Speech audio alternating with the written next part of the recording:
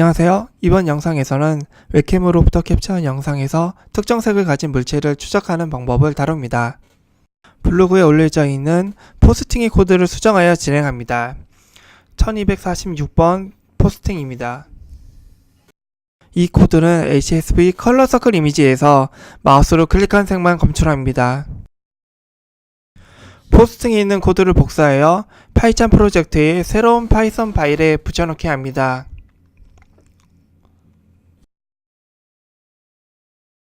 웹캠으로부터 입력을 받을 수 있도록 기존 코드를 수정합니다. 비디오 캡처 객체를 생성하고 이미지를 웹캠으로부터 캡처하도록 합니다. 실행시켜 보겠습니다. 파란색 오브젝트가 검출되면서 주변에 있는 다른 것들도 같이 검출됩니다. 이미지에서 테스트한 것과 달리 결과가 좋지 않습니다.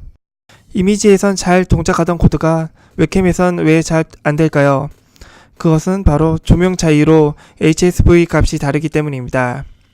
HSV 컬러 서클 이미지에 있는 색은 이상적인 조명일 때의 색입니다. 그래서 좋은 결과를 얻을 수 있었습니다. 웹캠 영상에서 파란색 물체를 클릭해서 얻은 휴 값은 102입니다.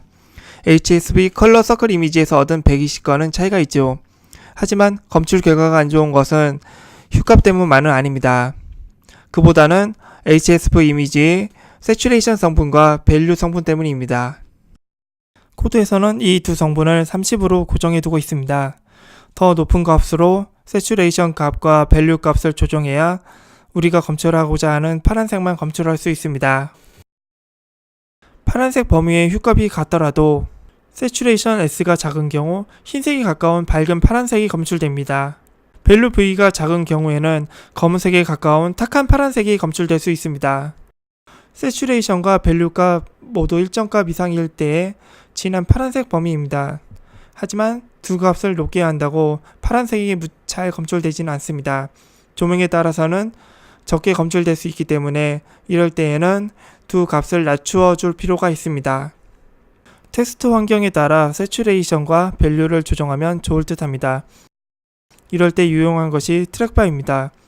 트랙바는 오픈시브에서 제공하는 인터페이스로 스레스홀드 값 조정 후 결과를 바로 확인할 수 있어 편리합니다. 트랙바를 추가하여 세츄레이션과 밸류 값을 조정하도록 수정하겠습니다. 결과를 보여주는 윈도우를 생성하고 해당 윈도우를 위한 트랙바를 생성합니다. 조정 가능한 값은 0에서 255 사이로 했습니다. 콜백 함수를 정의해줘야 합니다. 여기선 사용하지 않지만 트랙바 생성 시 필요로 하는 함수이기 때문입니다. 이제 트랙바의 초기 값을 설정해줘야 합니다. 트랙바가 화면에 보여지는 순간 조정바가 보이는 위치입니다. 초기 값으로 30을 줍니다. 스레스홀드 이름의 변수를 전역 변수로 사용하도록 추가하고 트랙바의 현재 값을 가져와 스레스홀드 이름의 변수에 대입합니다. 스레스홀드 범위값 정의 시 디폴트 값으로 넣었던 30을 모두 스레스홀드 변수로 수정합니다. 트랙바의 디폴트 값은 30으로 다시 바꿉니다. 이제 실행시켜 보겠습니다. 바의 위치를 오른쪽으로 조금씩 변경하면서 파란색 물체를 다시 클릭해 봅니다. 100 이상부터는 주변에 보이던 것들이 제거되고 파란색만 잘 검출되는 것을 볼 수 있습니다. 최적으로 파란색이 검출되는 바 위치는 테스트 환경에 따라 달라질 수 있습니다.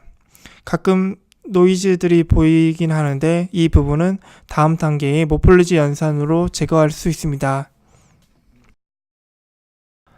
모폴로지 연산인 오프닝과 클로징 코드를 추가합니다. 오프닝으로 영상의 점으로 보이는 작은 노이즈들을 제거합니다. 클로징으로 물체에 생긴 검은 구멍들을 메웁니다. 조명이 너무 밝거나 어두운 경우 검출된 물체에 검은 구멍이 생길 수 있습니다. 자세한 것은 소개 글에 적어놓은 모폴로지를 다룬 포스팅을 참고하세요.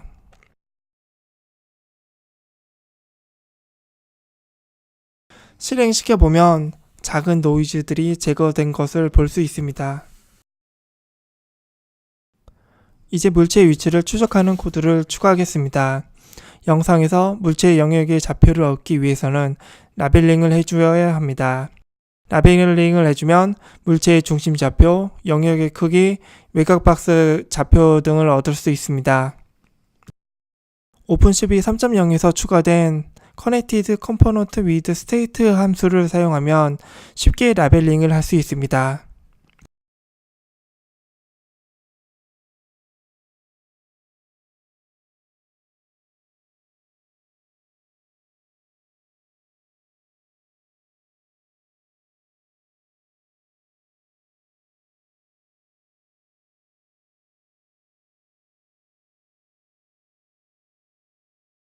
Connected Component with State 함수에서 리턴 받은 값들로부터 물체 주변의 외곽 박스를 그리기 위한 좌표값과 물체 중심 좌표를 얻습니다.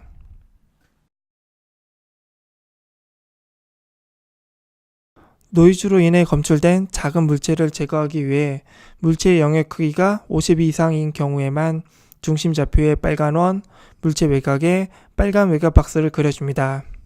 이 값은 테스트하면서 조정해 주는 것이 좋을 듯 합니다.